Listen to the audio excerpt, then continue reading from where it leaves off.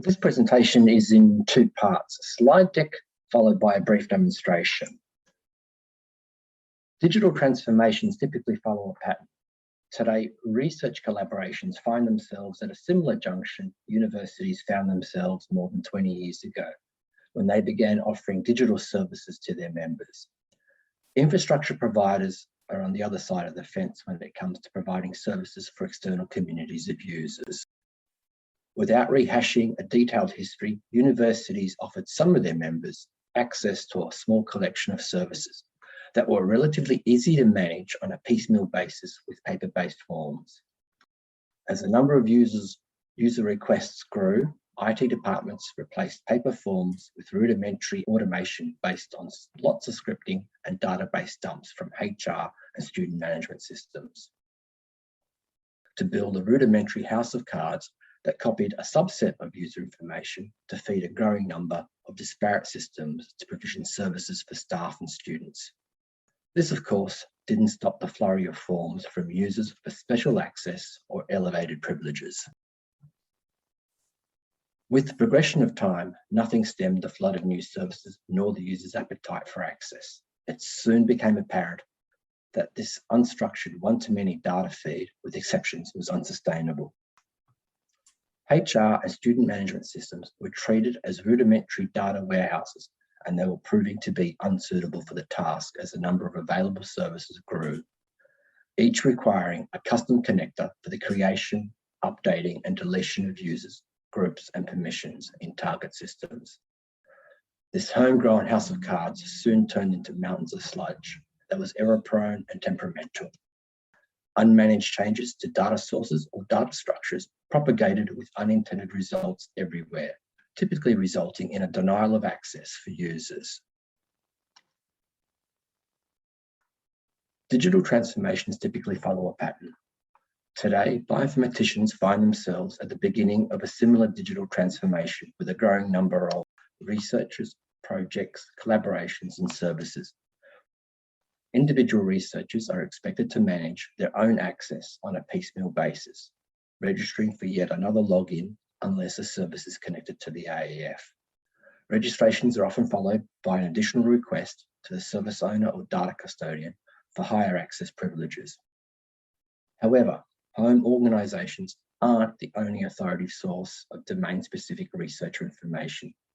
There is a growth in supplementary sources of authoritative researcher information which complement a researcher's digital identity in the following areas: DAC approvals, ethics committee approvals, researcher capability certification, merit allocation information, ORCID identifiers, membership or participation details on collaborative projects, entitlements, and on the horizon, researcher passports. However, this information is not readily available to the services a researcher wishes to access.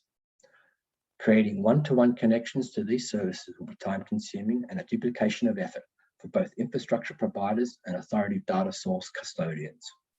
This information will effectively remain siloed or only distributed piecemeal until services like attribute authorities and AAIs provide a conduit to accept, transform, and distribute information from these sources for community use. How did universities solve the distribution of user identity and access rights? Overwhelmingly, universities migrated their in-house sludge to authentication and authorization infrastructure with either off-the-shelf or homegrown systems. These AAI systems automate the aggregation and transformation of user info from authoritative sources to produce digital identities suitable for consumption by other services. Today, this includes cloud-based services. The authentication and authorization infrastructure not only transformed the custom provisioning scripts, it also captured and formalized the previously siloed organizational knowledge held by various individuals. That organizational knowledge, which previously drove access approvals, now automated the access decisions within the AAI when combined with reusable workflows and pipelines with repeatable transformations on reusable objects and employed consistent identifiers. These systems are capable of calculating and distributing appropriate access permissions based on ingested organizational role information.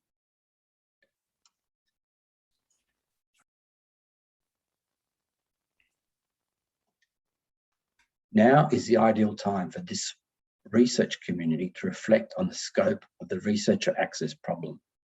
Consider the types of identity and authorization information required. Where does authorization and entitlement data currently reside? And if it's available digitally at all. And develop an AAI roadmap and allocate resources to lay the groundwork for future endeavours in resolving researcher access to researcher services.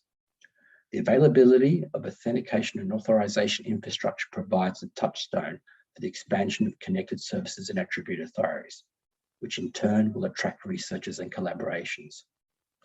Other benefits for researchers enable a more agile approach to connecting new services that are constantly evolving. Infrastructure providers should also consider the challenges arising from providing services to external communities. What shape does good governance take? Policy and process for granting access? Who is ultimately responsible for these users and their activity? What constitutes minimal identity and research program vetting? Should an infrastructure provider also host authorization and entitlement systems for a community? Would a federation-enabled AAI make a difference to a researcher's productivity? What other risks and obstacles and how can these be mitigated or overcome? Or are these currently too high? Can infrastructure providers enhance the researcher access experience? Can providers see an alternative approach to provisioning research communities that is sufficiently agile for connecting new services?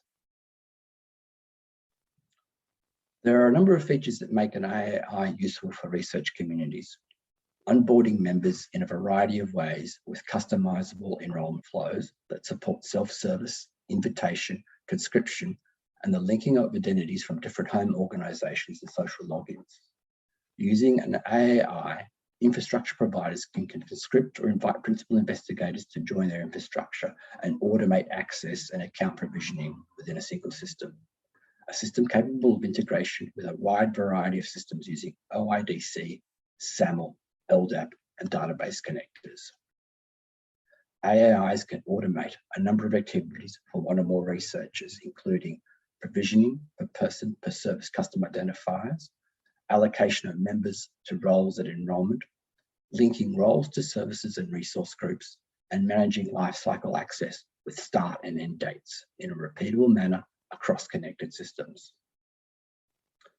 These repeatable features include delegation of tasks for researchers, researcher registration approvals, researcher role management, collaboration group management, resource connectors, and resource grouping. Importantly, these activities can be delegated to community members, principal investigators, collaboration leads or their teams, infrastructure providers, data custodians, community members, and external approval committees. An AAI provides an extensible platform that can interoperate with other AAIs, integrate with Grouper, a role-based management platform that provides richer features, act as a community attribute authority, and provide user attribute self-service. These components both extend AAI functionality and become components of the AAI. An AAI service bridges the gap between member organisations and service providers to enable successful cross-organisational collaborations with input and support from the research community it serves with domain-specific knowledge.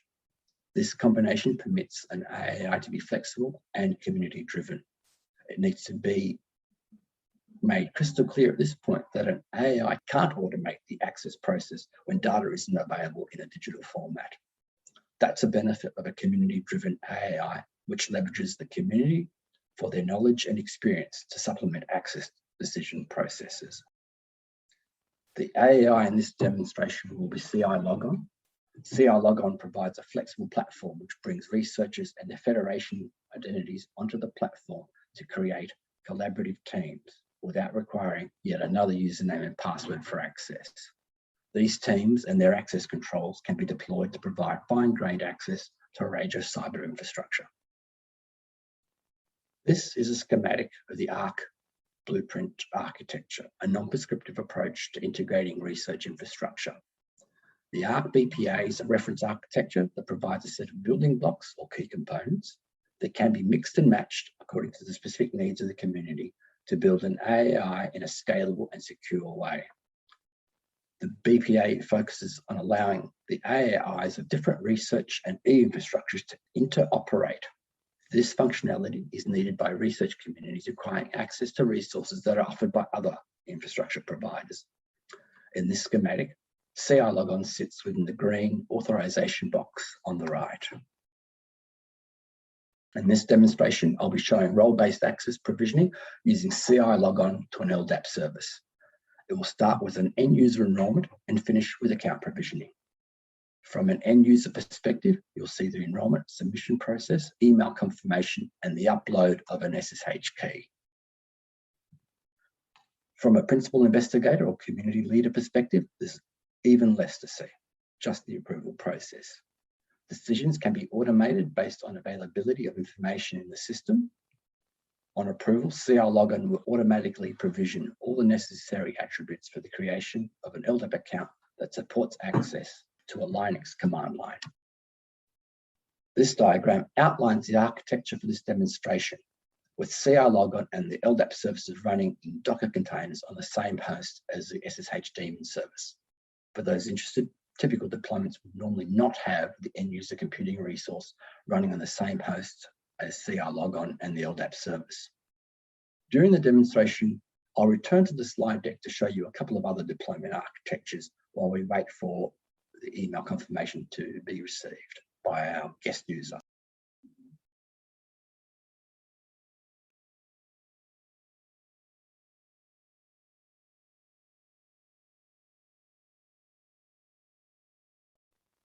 This will be our enrollment screen for our end user. And this will be our administrative window.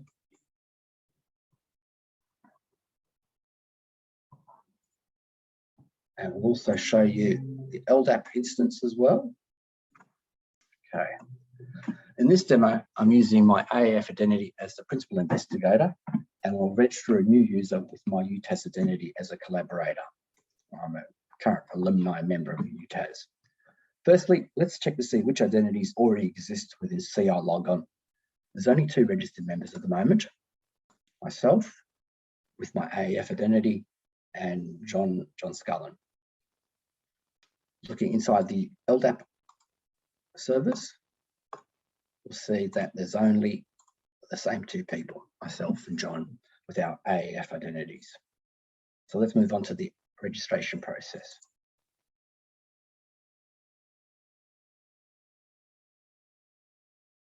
The registration process I'll be demonstrating uses a self-sign-up with approval enrollment flow.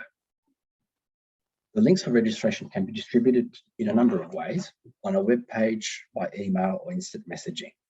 So the user navigates to the link and, when requested, completes normal AAF login. This is all hosted in the test environment.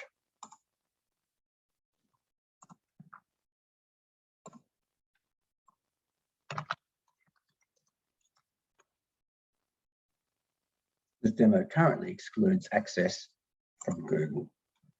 The landing page and most of the other branding is customizable to a degree and offers a place to outline the registration process, any requirements, and which service is provided on successful registration. The user clicks begin and is taken to a page to verify or update their details and provide any other relevant information. These details are provided by the identity provider. Since this registration provides an access to an SSH service, I restricted access by using AWS's firewall rules. Here, IP addresses are collected to be added to enable remote access to the SSH service. This field is a generic text field, and I'll provide some addresses I've used previously. This page can be customized to provide additional information to a user. My details are correct, so I'll submit the form. The registration process sends an email to the email address provided by the identity provider to confirm their registration request. Now, while we wait for the registration email to arrive, let's briefly look at a few other CI logon deployments in the slide deck. This architecture diagram is populated with a key value data store, such as databases found in Redis and LMDBs, or infrastructure such as Google or Microsoft 365. Account provisioning is distributed to the resources using either asynchronous or asynchronous pull and or push process. Other deployments which share a similar architecture are the Jupyter Hub and any generic SAML OIDC services. After enrollment, the user browses to the service configured with an O Authenticator or SAML or OIDC module and authenticates with their federated login. During the authentication flow to the service, custom attributes or OIDC claims are provided by the CI logon to the service. User details from the LDAP service may augment or override claims asserted by the campus identity provider.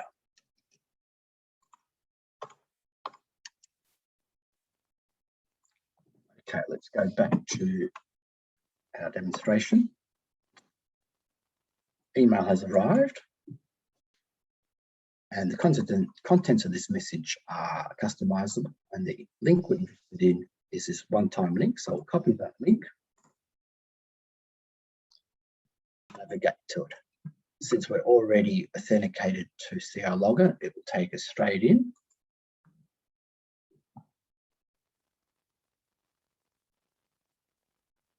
And continue the registration. The registration process now continues and collects my SSH key. I've got one here that I've minted earlier. I'll upload and continue the registration process. Registration for the user is now complete, and we can briefly look at the approval process from the PI, Principal Investigator perspective. The Principal Investigator receives an email with a link to a petition, and they're presented with this view. If everything looks okay, the Principal Investigator can approve the petition.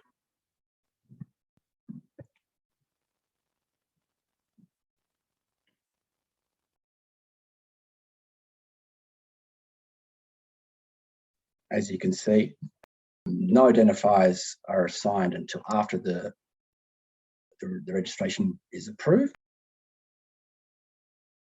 When we look at the new user, as you can see, there's a new user now, and there's identifiers for UID number, group ID number, home directory,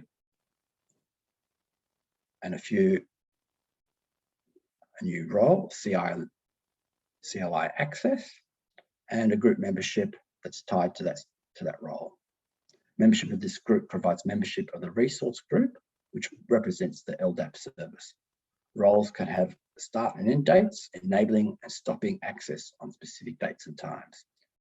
I'll check the LDAP service now, refresh the window, and we now have a new account with all the information from CI Logon that was linked in CI Logon. All the POSIX info, shell, common name, UID, object, etc. were provisioned by LDAP. For this demo, the use of an email address as an account name provides a clear indication of successful provisioning. The use of email addresses as usernames isn't a typical approach in this environment. And that completes my presentation.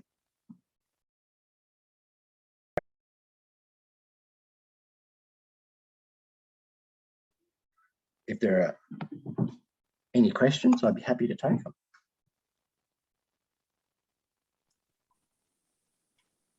Thanks, Patrick. I have a question, and maybe it's, so that was really useful to see both sides. My question is, you were just providing CLI access. For the next stage, when you're actually accessing a command, something through a command line, what does that look like to the user? For this in particular instance, it would look like something very similar to this. I prepared this one earlier.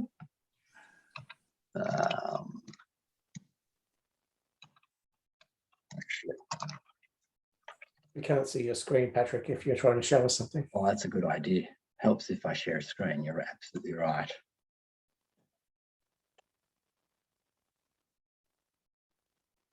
Let's share this screen. Can you see that window? Yep. Basically, the end user receives an email that their registration has been successful.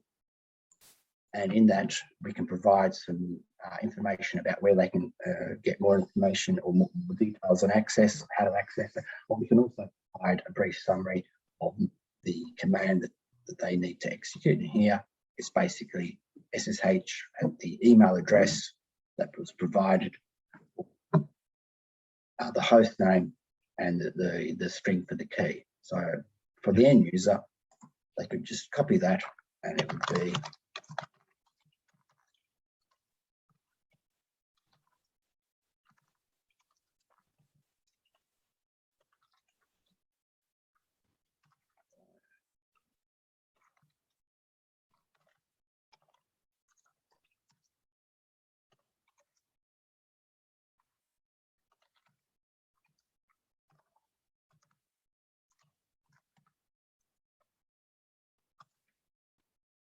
they're into onto the host. So that's the Anvil. Cool. Thank you.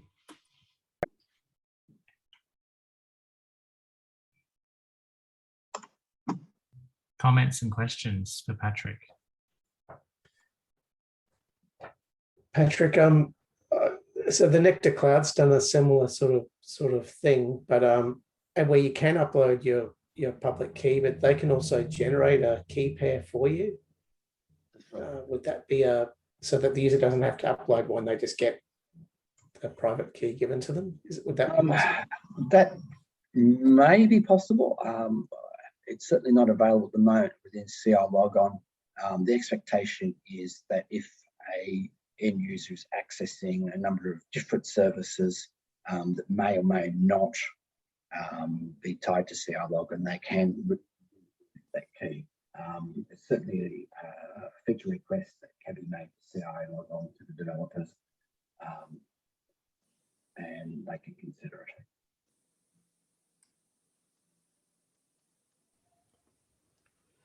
Patrick, it's Hoyland from QSIF. Yes. Where is this running? Like the ozfed.net site and also the LDAP servers? Okay. At the moment, they're both running in AWS. Both are in the same box. The production version will be hosted out of cilogon.org in the US, and it's run by the developers themselves. So is that a subscription service or something? It is a subscription service. Biocommons has a subscription until I think the end of August this year. And if CI Logon is deemed to be suitable for the Biocommons community, the registration would be extended, I imagine. John might have more information. Yeah, so we're looking at early days, but we've discussed getting an Australian located instance of CI Logon running and some sort of reseller model to the Australian community. And that's about the extent of the discussions at this stage. I can't really tell you anything more than that, but that's kind of where we're angling longer term. First level support will probably be offered by the AAF, with second and third level support provided by CI Logon themselves.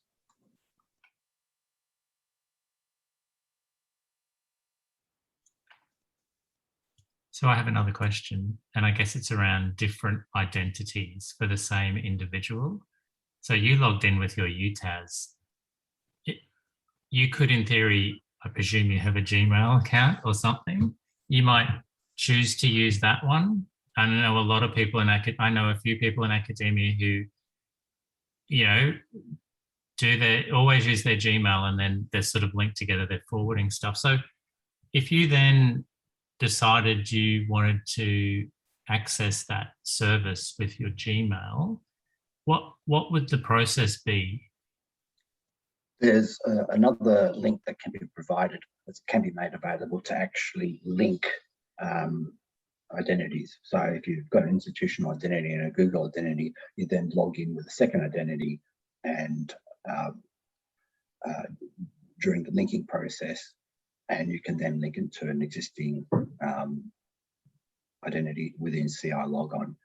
If there are services that require fresh affiliation attributes, there can be sort of constraints upon how often they need to be refreshed. So if you leave UQ this week and in 6 months' time you log in with your Google account to try and use the service, because of that, of the time that has elapsed, those attributes may not necessarily, or actually won't work for you until you do a new fresh UQ login. So there are constraints upon how services can be provisioned or for how long. Sure, thanks. And So you can kind of plug CI Logon into virtually any identity store. So Federations and Edugain are the main sources. It will certainly plug into Google. You could plug it into Facebook. You could plug it into a standalone LDAP directory. Pretty much anything, really. Yeah. And so the concept of, like, I guess, interchangeable identities for one person, who is the arbiter of, you could log in with your UTAS and then you log in with, yes, you've got the same name maybe, but who makes the call that you are the same person? The person who's trying to link the identities has to authenticate at both identity providers. You can't just sort of take someone else's credentials or identity. So you've got to be in control of both logins, if that makes sense. That's as the user, but as the, okay. Right, I need to get my head around it. This always confuses me. That's okay. As an example, the Gen 3 instance that you were accessing this afternoon, the username that was generated for you was based on your first name and your surname plus a number if it wasn't unique. But it could actually be linked to another static identifier, an opaque identifier. So within Gen 3, your username might be X5061. Your display name will be Jeff. So there doesn't have to be this one-to-one between your name or the name provided by identity provider and then the account name that's created in the service that you're trying to access. So if you then move to the University of Melbourne, you'll probably get Jeffrey as your username. So that doesn't have to change in any of the connected systems, just the connections or the identity in CI Logon gets updated with a new Melbourne University identifier. It's a way to separate identity providers from services so that identities change and do change. People get married, get divorced, all sorts of things happen without impacting or generating work for downstream systems. Can I ask a quick question? And sorry, I missed a little bit of the talk, but so I hope this hasn't been covered. No, that's fine. I'll just look stupid, which is fine. And maybe it's to John as well. So let's suppose there is a CI Logon, service in Australia, and it's available under some mechanism through AAF. Generally speaking, how do different users manage the service to user correlation? Does that make sense? Not the technical service on the authentication side, but who does that database management generally? In terms of granting access to users and that type of thing, Andrew? Yeah, that's right. So yes, the correlation between a user community and a set of community services, I guess. Yeah. So it can be delegated or it can be centralized. The prevailing model and the whole of reasons this infrastructure kind of largely exists is to delegate it. So people within Biocommons have a far better idea about who should be accessing what than Patrick and I do in a sort of a central infrastructure provider position. Now, how far you delegate it is kind of up to you. It could be the Biocommons hub team manage all access decisions. It could be you push it down to a principal investigator for a project. It could be both, all. And then technically, what does that mean then? So it is pushed down, and then how does that manifest itself? So there's a couple of options. You can, if it's a low risk general type service, you might have it as a auto approval kind of process. You ask, you get in, basically. If it's a higher risk sensitive data, HGII type service, you might have quite a level of sophistication in terms of what that approval process goes through, and it might go through several sets of hands before it gets approved. So it depends on the nature of the data and the sensitivity of it. So, and then what happens in practice? Someone checks a box on a... Yep. At the end of the stage, like Patrick, you saw he pushed the approve button near the end of that demo, and then that will go and provision whatever it's defined to provision. So that could be simply you get an account, but you can't really get into anything at that stage. It could be you get added to a group that unlocks a whole range of Biocommon services. And is that how it works in practice in Elixir, for instance? There's some management group or person or delegation officer or delegatory, I don't know, whatever, committee. The decisions are driven by data. The data has to come from somewhere. If the data isn't in an online system that CI Logon can access, then it has to come from community members, infrastructure providers making decisions in an interface, in a dashboard. If the data can be, the decision data can be drawn from other systems, then that can be imported and decisions can be automated. So membership of a community may be sufficient. Membership of a research organization, a university may be sufficient. Infrastructure providers may provide information because the user has registered with them and successfully submitted some sort of merit application, for instance. They can provide data that feeds into the AAI. It's a data-driven sort of thing. The data either comes from other systems or is provided by members of the community. Yeah. And I guess I'm sort of familiar with that, through virtual organizations and whatnot, which is essentially a proxy, I guess, for, Yeah, that's exactly what it is. But I just, in practice, in your experience with Elixir, for instance, how does it work out in practice? What actually happens in practice? Is there a person who takes care of this for the organisation or a community, or what actually happens in practice? I'm not sure specifically what happened in the case of Elixir. I know in the case of the Murchison telescope, they were doing a range of rules. They had things like, if you come in from an AAF login and you're tagged as a researcher, we'll kind of let you in. If you come in with a Gmail account, that's going to get physically inspected by someone, and there'll be some other kind of back channel process to verify who's actually sitting behind that Gmail account before you get onboarded, so to speak. And that would likely be a manual process. That definitely would be manual. So I guess the answer is, if there is a rule that you can automate, you automate. If there's not, you're back to manual processes or trying to get those bits of data that enable you to automate it. So the astronomy community is quite small and tight-knit. So they kind of know each other, and that becomes relatively easy. That's not going to scale real well in the case of Biocommons. We're going to need to look at automation as much as possible. And then one more question, and I'll shut up. So then, does that mean, for instance, so let's suppose that the Biocommons takes on CI Logon and implements an AAI, through that, through whatever logistics we need to sort out with you guys. Do we need to maintain a database forever independently, or do we need to manage a database that's managed through AAF forever? Or so you need to manage access rules and groups, and that's done in CI Logon. We can certainly help and support with that. But you, as in Biocommons, will ultimately have to decide, if this, then that, in terms of what the data attributes are and what that provides access to, and how that changes over time.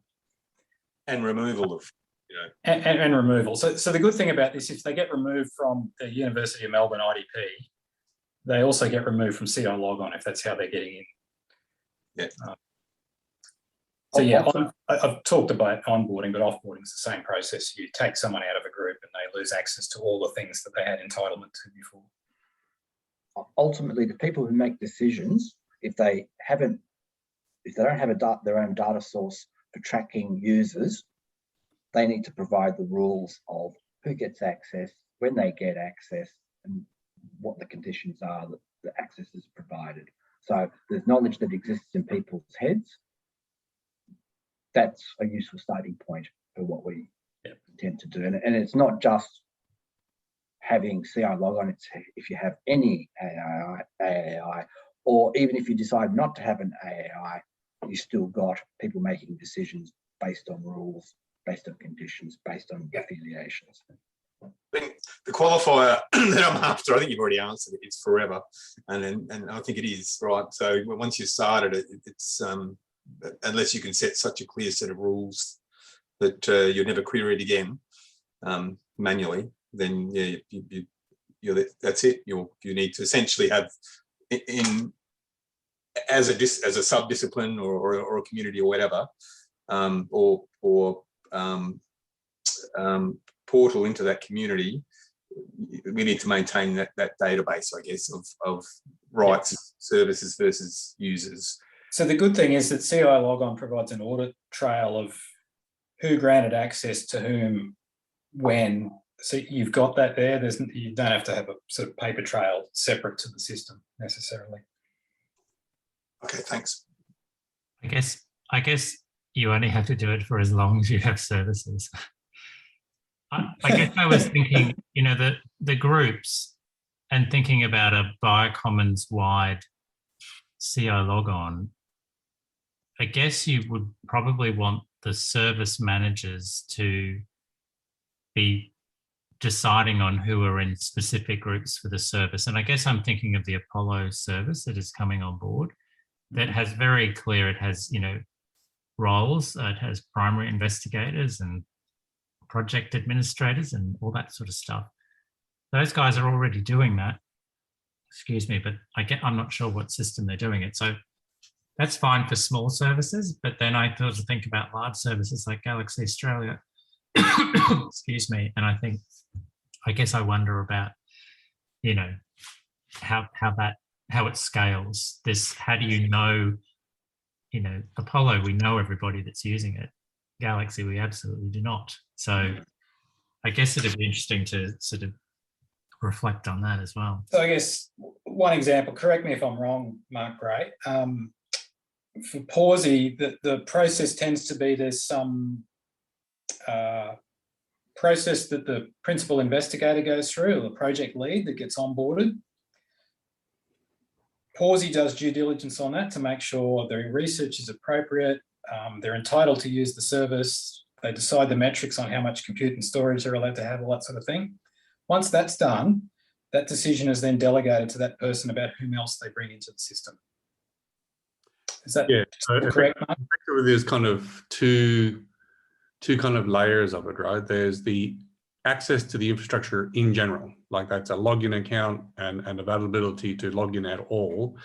And then there's the access to, say, specific projects or specific storage sets in the infrastructure. And that later decision is delegated to the PI of those projects. So, a PI could add their PhD student to one project, but not another. That would be up to the PI. The question of the actual login access in the first place that makes all that possible is handled purely by us.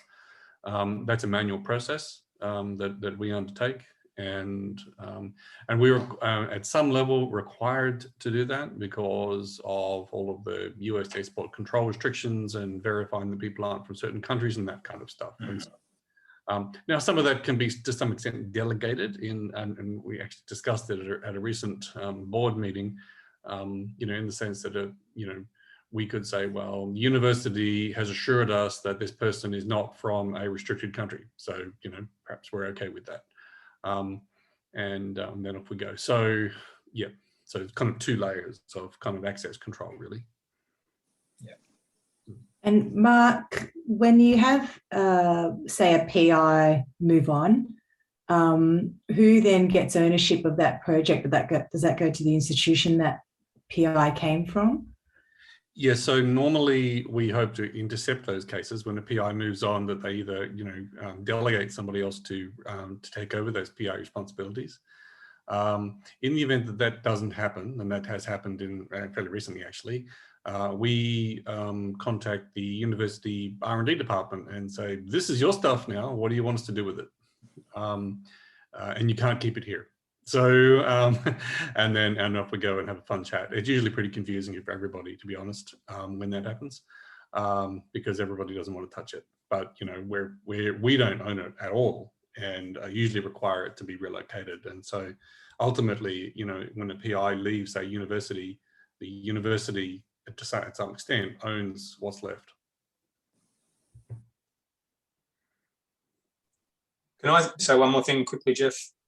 Sometimes, you know, these conversations can be a bit dry, but, you know, when this works in practice, it is astounding. And I was using the Anvil Projects just recently, which is an NIH platform, which incorporates Gen 3 and a number of other, you know, technologies. And because they have, well, I don't know if it's CI logon, but whatever the equivalent is, you know, Yeah. I use my Google logon, get access to, you know, a bunch of test data, select a virtual cohort, send it off to a small virtual machine that they supply on the basis that I'm essentially an anonymous user, for analysis, you know, and using Galaxy or whatever. And when it works in practice, it's just amazing. It's for a researcher, it really is sort of game changing. So even though these conversations can be a bit dry, when it all works together and you just click on, you know, that Google button, and then you go just the whole way through, and you know, in the space of 4 or 5 minutes, it's really sort of game changing. Andrew, it's supposed to be as seamless as electricity. You're not supposed to notice that it works until it stops working. Yeah. Excellent. Yes, I agree. And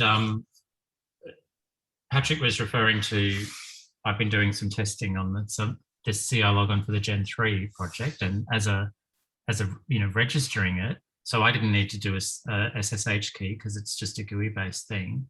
It was very painless. So that's great.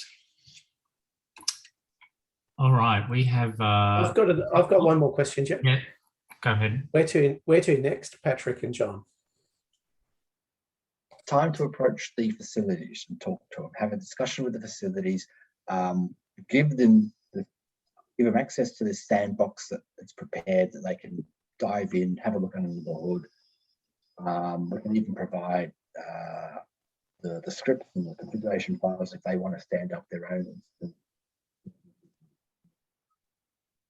You've faded away, Patrick, at the end there. So yeah, look, the sandpit's available for the infrastructure providers. We can provide the configuration scripts for them to stand up their own. It's a discussion now with the providers, and Pawsey and NCI, and work towards a common understanding. Talk about the hurdles and. So we've been kind I think one of the opportunities we've got with the Gen 3 work is we've got Xero who are not on AAF, and we've got most of the UMCCR folk who are. So we've got a use case here where we can kind of demonstrate here's two islands of identity that we can stitch together through this platform and be able to seamlessly share data sets between those two sets. So I think that's a really good use case for some other things that we might need to do in the future when we start bringing in government folk and small research centres that aren't part of AAF and other organisations. Absolutely. Yeah. And, shortly after that, we can go to an international equivalent. And that would hopefully be relatively easy to do. And that's just a really good story for Australian-based data, which needs to be investigated in international context. All right, we've got 8 minutes left. So how about we wrap up? So thanks, Patrick. That was great. I've